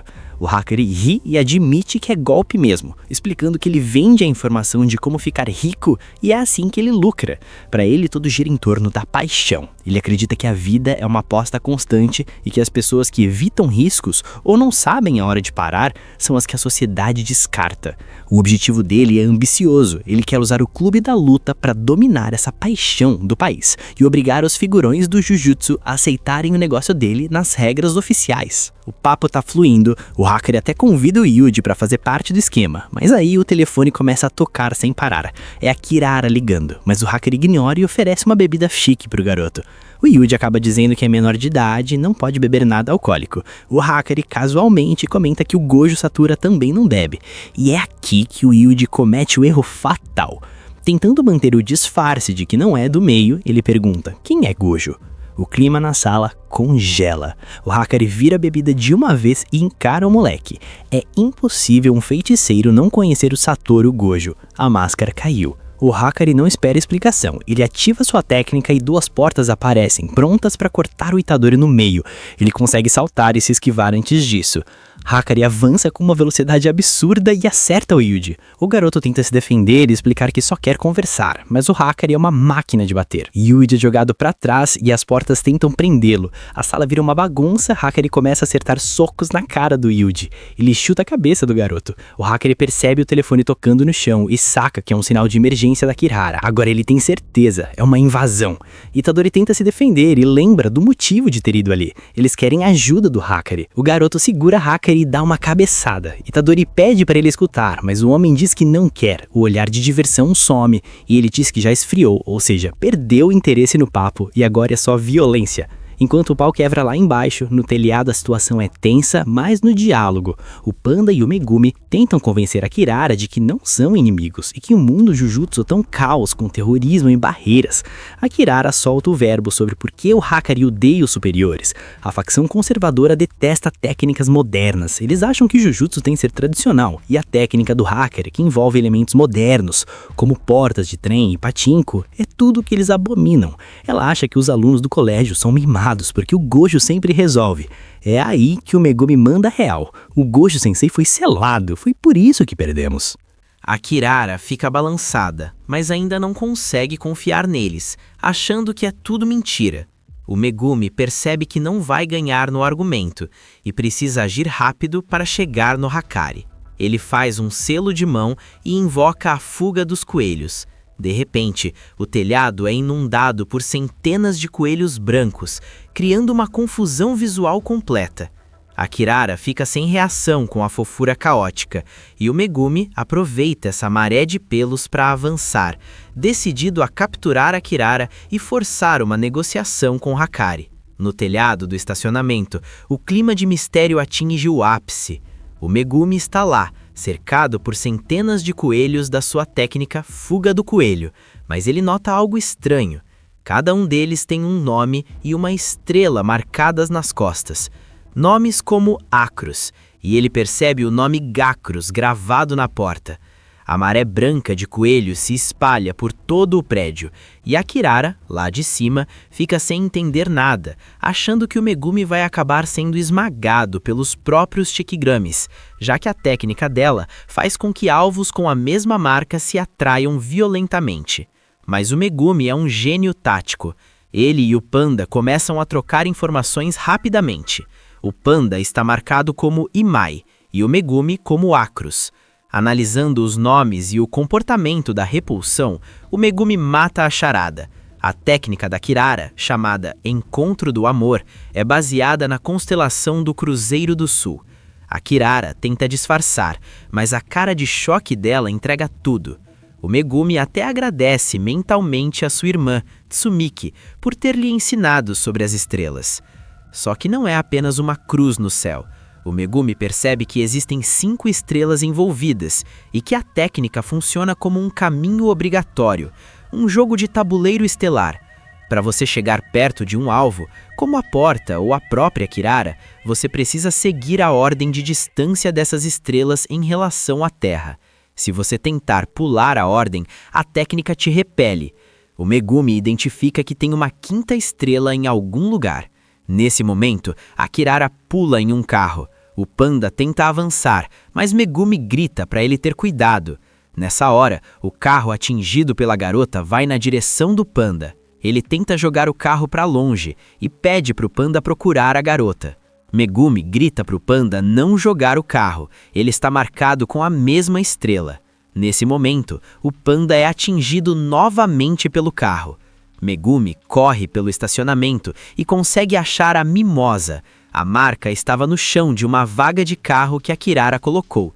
O Megumi corre para tocar na marca mimosa e liberar seu próximo passo na trilha espacial. A Kirara, vendo que o segredo foi descoberto, decide ir pro tudo ou nada. Ela tenta mudar as marcações para atrair mais objetos contra o Megumi, mas ela cai numa armadilha perfeita. O Megumi nunca desfez o seu cão divino. Ele deixou o lobo escondido estrategicamente do outro lado de uma parede, de modo que a força de atração da técnica da Kirara mantivesse o cão preso contra o concreto. Assim que o Megumi se posiciona e a Kirara entra na linha de visão, ele libera o Shikigami. O impacto é certeiro. Antes que a Kirara consiga reagir, o cão divino avança e segura a garota. Os dois são atraídos até o Megumi, que aproveita a brecha para imobilizá-la no chão. Sem saída e com a técnica desfeita, ela não tem mais como impedir a conversa. O Megumi, mantendo a calma absoluta mesmo depois de toda essa bagunça, olha nos olhos dela e manda o recado final. Escute o que tenho a dizer. Agora, o caminho para o Hakari está finalmente aberto. Finalmente Megumi conseguiu segurar aquela garota. Ele estava com um olhar que dá até medo. O rosto do Megumi tá sério. Ele fala logo, escute o que eu tenho a dizer. A garota manda real para ele. Você com certeza não sabia se seria puxado pelo cãozinho ou vice-versa. E ele começa a explicar uma parada bem técnica sobre a luta. O papo é o seguinte, no começo ele foi atraído pelo cão divino, mas quando ele se protegeu usando energia amaldiçoada, a lógica inverteu. Ele sacou que quem manda mais energia acaba atraindo o outro, é tipo um imã de maldição. Ele não tá só lutando, ele tá pensando como um feiticeiro de alto nível. Quem emite mais energia amaldiçoada atrai o outro, certo? Ele pergunta, mas nem precisa de resposta. A garota fica pensativa e diz que não acredita que ele é do primeiro ano. Ele não é nada fofo. Mas Megumi solta ela e fica de joelhos. Ele diz que estão sem tempo e ela precisa escutá-lo. A garota fica surpresa e diz que tá tudo bem. De repente, bende, uma explosão gigante. A porta daquele lugar é destruída e o Yuji foi lançado para longe pela força do impacto. Megumi grita preocupado e o panda entende que hoje é seu dia de azar. Yuji estava caído, ele olha para a porta e escuta alguns passos. Depois do caos, vem um momento mais calado, mais pesado de emoção. O homem que é seu adversário chega até ali e Itadori se prepara para a luta. Ele pede para Fushiguro e o panda ficarem fora disso. Seu adversário pergunta se está sendo subestimado. Ele prepara um soco e vai para cima do Itadori. O garoto é pego de surpresa. Um soco acerta seu rosto com toda a força. Itadori é lançado para trás. Fushiguro fica surpreso porque seu amigo não se defendeu. E seu adversário pensava. Esse pirralhão, desde o começo. Itadori coloca a mão no chão e se levanta rapidamente. Muito sangue começa a sair do seu nariz. O homem, observando aquilo, dizia: "Você é louco! Não tenho a intenção de desviar de nada!" Yuji pensava: é mais como um ritual para ganhar a aprovação do Hakari-senpai. Ele precisa que o Hakari reconheça ele. E ele nota que o nível aqui é outro. É diferente da batalha em Shibuya. Eu não vou desviar e nem revidar. Hakari diz que vai ouvir o que ele tem a dizer, se ele conseguir ficar de pé. Ele prepara para atacar novamente. A garota grita para ele escutar o que as crianças têm a dizer. Eles precisam de ajuda. Ele responde que vai ouvir. Isso surpreende o panda e Megumi. A garota curta que Dodori veio justo até ele para pedir ajuda. E o garoto responde que é porque seus veteranos disseram que ele era forte. Hakari diz que ele pensou isso mesmo e dá outro soco no Itadori. Yuji descreve a dor que tá sentindo. É como se eu estivesse sendo esmagado por um taco de beisebol cheio de lâminas. Consegue imaginar isso? Não é só um soco, é algo que corta e esmaga ao mesmo tempo. Hakari diz que quando o feiticeiro pede ajuda, é pro outro basicamente arriscar sua vida com ele. Itadori precisa expressar uma força digna da ajuda de Hakari, mas ao invés disso, ele só foi ali porque mandaram. Ele pergunta o que o velho Yaga está fazendo. Ele deveria eliminar pessoas como Yuji. O garoto responde que ele é apenas uma engrenagem para os feiticeiros continuarem a exorcizar maldições. Hakari pergunta se isso é sério. Isso é muito sem graça. Megumi diz que isso é ruim e pede para Itadori parar. Eles não podem passar disso. Porém, Hakari acerta outro soco poderoso no garoto. Todos ficam surpresos e Itadori cai. Hakari pergunta se está doendo. De acordo com Gojo, sua energia amaldiçoada é a mais bruta. Itadori está caído e o cara pergunta se ele morreu. Ele diz pro Panda e pro Megumi pegarem ele e ir embora. Porém, de repente, Itadori aparece atrás dele. O Hakari se assusta e se vira rapidamente. Itadori continua dizendo que era uma engrenagem e ele tinha uma função. Essa função é exorcizar maldições. E se ele precisa de ajuda para isso, ele vai seguir a Hakari até que ele diga sim. Yuji então se aproxima mais uma vez em um piscar de olhos e pergunta qual é a função daquele cara. Hakari se surpreende e pergunta como os olhos de uma engrenagem têm tanta confiança. Kinji então fala que vai bater mais no Itadori, mas a garota chama por ele e pergunta se ele está ficando empolgado. Hakari pensa que não pode mentir para si mesmo e pede para os outros irem para baixo. Nós podemos fazer um acordo. Megumi entende que o problema está resolvido e agradece a garota. Hakari fala que não gosta do alto escalão, mas no fim das contas ele estava empolgada, ainda mais quando ele ajuda as pessoas do colégio. Após ser atualizado das notícias, Hakari fica surpreso por Gojo ter sido selado. Banda também informa a todos que o diretor Yaga morreu. Ele pede desculpas por não ter falado antes, mas era verdade. Itadori fica surpreso. E o Panda diz que tá tudo bem, ele não morreu em Shibuya. Ele se meteu em uma briga contra o alto escalão. Itadori fala que saber disso não faz diferença, afinal o diretor era o pai do Panda. O Panda agradece pela preocupação. Hakari também fica chateado. As pessoas que mais o ajudaram estão partindo uma após a outra. Ele então decide ajudar os garotos a pararem a migração à extinção. Os garotos ficam felizes, mas ele diz para não entenderem errado. Ele não deixa seus sentimentos acima de tudo. Isso é um acordo. Assim que a migração à extinção acabar, eles devem cooperar com ele. O Panda diz que ele está tentando tomar vantagem na revisão das leis Jujutsu, já que a existência dos espíritos amaldiçoados veio a público. Megumi duvida que seja algo difícil, já que ele é o líder do clã Zenin. Hakari e a garota ficam surpresos. Ele pensa que essa é a maior surpresa do dia. Se ele tiver uma das 3 famílias dando apoio, poderia facilmente intervir nas revisões. O problema vem depois. Ele deve pensar como o clã Zenin vai parar de interferir no seu clube de luta. Hakari começa a tratar Fushiguro de forma fofa e diz que eles vão se dar bem. Panda diz que eles devem decidir quem vai para a colônia. Yuta está vindo para Miyagi. De repente, um espírito amaldiçoado aparece fazendo um grande barulho. Todos ficam surpresos. E o espírito dizia: um jogador adicionou uma nova regra para a migração à extinção. Regra 9. Os jogadores agora podem ver as informações dos outros jogadores, como nome, pontos, número de vezes que eles adicionaram regras e colônia em quem reside. Nesse momento, vemos um feiticeiro Jujutsu. Ele matou um adversário dentro do jogo da Bate. 5 pontos foram adicionados. Ele diz que todos os caras que encontrou eram fracos e se pergunta onde está o Sukuna. O espírito informa que ele tem 200 pontos e pergunta se ele gostaria de gastar 100 pontos para adicionar uma regra na migração à extinção. Foi esse cara que criou a regra 9. Ele dizia: Kogani, adição de regra, revele a informação de todos os jogadores. Esse é o jogador Kashimo Hajime. Aquele espírito amaldiçoado é Kogani, o ponto de contato que conecta os jogadores na migração à extinção. Eles perguntam por que agora ele está falando diferente. Kogani revela que antes era um anúncio, agora ele está falando como um ponto de contato para o jogador e o de Itadori. Megumi pergunta por que o Itadori já está sendo considerado um jogador. Tirando as pessoas que receberam do Kinjaku um objeto amaldiçoado, você só pode se tornar um jogador ao entrar em uma colônia. Itadori então se lembra. Kinjaku disse: as pessoas que eu fiz ingerir objetos amaldiçoados, como Itadori, os objetos que eu provi são o que resta dos feiticeiros que eu fiz pactos há 1 milênio atrás.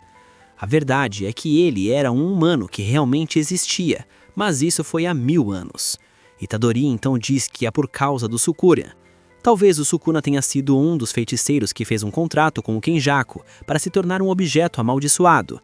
Megumi se pergunta se participar da migração à extinção faria parte desse contrato. É meio estranho. Itadori consumiu os dedos do Sukuna por vontade própria. Itadori pede para Kogani mostrar mais informações. O espírito amaldiçoado mostra a lista, e Megumi aponta para o nome Hajime Kashimo. Ele tem 100 pontos. Ele tinha 200 pontos antes de mudar a regra. Itadori fica surpreso. Ele já matou 40 pessoas. Ele não está mudando para ser gentil. Megumi diz que eles podem participar sem ter que matar as pessoas graças a essa nova regra. Megumi pede para Kogane fazer uma lista dos jogadores que têm 100 pontos. Porém, Kogane só obedece o Itadori. O garoto pede para Kogane continuar. Megumi fala que desde que as pessoas, como Atsumiki, não entrem em pânico e tentem sair, os feiticeiros passados que reencarnaram fizeram um acordo com o Kenjaku.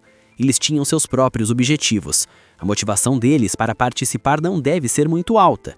Se tem pessoas como Kashimo que têm pontos sobrando. Itadori entende.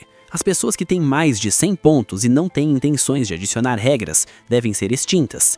Megumi diz que vão forçar elas a criarem uma regra que permita que a Tsumiki saia dos jogos. Kogane finalmente mostra a lista. Além de Kashimo, tem outra pessoa com mais de 100 pontos. Megumi diz que eles vão tomar vantagem sobre a regra 8 e dar a volta nisso. A regra 8 diz que se a pontuação do jogador permanecer a mesma por 19 dias, o jogador terá sua técnica amaldiçoada revogada. Megumi diz que eles vão adicionar uma regra que permite que os jogadores transfiram seus pontos um para o outro. Circulando pontos entre companheiros, eles podem evitar a morte por ter sua técnica amaldiçoada removida. Megumi também gostaria de adicionar outra regra. Os jogadores podem sair do jogo gastando pontos. O Hakari pergunta se isso não iria contra outra regra. Megumi diz que seria possível se criarem uma regra que force um não-jogador a tomar o lugar da pessoa no jogo. Itadori fala que de qualquer forma, eles sabem o que devem fazer agora. Megumi diz que enquanto procuram pelo anjo que pode abrir o selo do reino da prisão, Kashimo Hajime e Hirogura Mahiroui serão caçados. Para você ter uma ideia, a Justiça Criminal do Japão tem uma taxa de condenação de 99,9%. Basicamente, se você for acusado lá, você já está condenado. E é nesse cenário que a gente conhece o Iguruma, um advogado de defesa que ainda tenta fazer a coisa certa. Tudo começa dentro de uma sala de interrogatório bem tensa. O jovem de cabelos claros, o Oi, estava sentado, mantendo uma calma que chegava a ser estranha. Do outro lado, o Iguruma, com seu jeito sério e atento, ouvia o que o garoto tinha a dizer. Do nada, o Oi solta: "Eu tinha um gato." O Iguruma só pediu para ele continuar, e o jovem começou a contar que o gato dele ia acabar morrendo se ele sumisse. Ele pensou que se fosse preso, o bichinho ia sofrer. E o pior é que ninguém mais sabia da existência do animal, porque onde ele morava nem era permitido ter pets. O problema é que o Oi estava metido num problemão. Em março de 2016, na cidade de Morioka, uma mãe e a filha foram encontradas mortas a facadas dentro de casa. Um crime horrível. O promotor acusou o Oi de latrocínio, que é aquele roubo seguido de morte, só porque ele morava por perto. A polícia seguiu o cara até em casa e achou uma faca suja de sangue. O DNA batia com um das vítimas, e o Oi ainda tentou fugir durante o interrogatório. Parece um caso perdido, né? Mas no parlatório, ele olhou para baixo e disse pro Iguruma: "Ela não é minha, eu peguei ela." No escritório do Iguruma, a assistente dele, a Shimizu, não estava acreditando em nada. Ela achava um absurdo ele dar corda para essa história, achando que o Oi só estava traumatizado ou se sentindo culpado. Mas o Iguruma explicou que o buraco era mais embaixo. O Oi trabalhava numa organização sem fins lucrativos, que era, na verdade, um lugar bem sombrio. Eles ajudavam idosos e ex-detentos, mas cobravam aluguéis abusivos e não pagavam salário nenhum. O Oi contou que não chamou a polícia quando achou a faca, porque o barulho das viaturas ia incomodar os vizinhos e a organização não permitia. O Iguruma sentiu que o garoto estava falando a verdade e decidiu investigar a fundo, mesmo com a Shimizu reclamando que defender casos impossíveis assim era perda de tempo e que a opinião pública já tinha condenado o cara. Nesse meio tempo, a gente conhece um pouco mais do passado do Iguruma. Sua assistente encontra uma antiga colega, a Takagi, numa cafeteria. Ela lembra que ele sempre foi meio teimoso com essa ideia de salvar os fracos. Ela contou de um caso de um rapaz de 19 anos que foi forçado a dirigir bêbado e acabou preso, porque ninguém ajudou. Na época, o rapaz gritou para Iguruma: "Você me disse mentiroso, que eu seria inocentado." Aquilo marcou o advogado. A Takagi avisou que o sistema é bruto e que os advogados acabam virando saco de pancada do ódio dos clientes quando as coisas dão errado. Mas o Iguruma não conseguia simplesmente ignorar as injustiças. O tempo passou e depois de muito trabalho duro e noites em claro, um milagre aconteceu. No tribunal, o juiz deu a sentença. Inocente. A sala explodiu. Ninguém acreditava que o 99,9 tinha falhado. Porém, o advogado sabia que ainda não acabou. Eles vão interpor recurso logo em seguida. Do lado de fora, o advogado e o garoto foram julgados pelas pessoas e pelas redes sociais. Porém, o Roy estava super agradecido e o Iguruma explicou que ele só foi inocentado porque conseguiram provar que ele estava numa loja de conveniência na hora do crime e que outra pessoa daquela organização suspeita tinha sumido. O Roy, emocionado, disse: "Obrigado por acreditar em mim." Mas no Japão, a vitória de um inocente dura pouco. Os promotores não aceitam perder e apelaram para um segundo julgamento. Sem nenhuma prova nova, apenas usando o peso do Estado e recursos infinitos, eles conseguiram anular a absolução. O resultado? Condenação e prisão perpétua. Naquele momento, o sistema mostrou sua face mais cruel. O Oe, no tribunal, olhou para o Iguruma com uma cara de traição total, como se perguntasse: "Por que você está me olhando com aqueles olhos?" Foi ali que algo dentro do Iguruma quebrou. Ou melhor, despertou. Ele percebeu que a justiça é cega, mas as pessoas escolhem fechar os olhos para salvarem a própria pele. Ele decidiu que não ia mais fechar os dele. Enquanto o juiz falava sobre prazos de recurso, uma energia bizarra começou a tomar conta do lugar. O Iguruma, com uma voz sombria, bateu o martelo e disse: "Voltem todos vocês. Nós vamos fazer um novo julgamento." Do nada, uma criatura enorme e assustadora apareceu atrás dele, segurando uma balança. Era o despertar de um poder que ninguém ali podia entender. O advogado que buscava a justiça nos livros agora ia buscá-la de um jeito muito mais violento.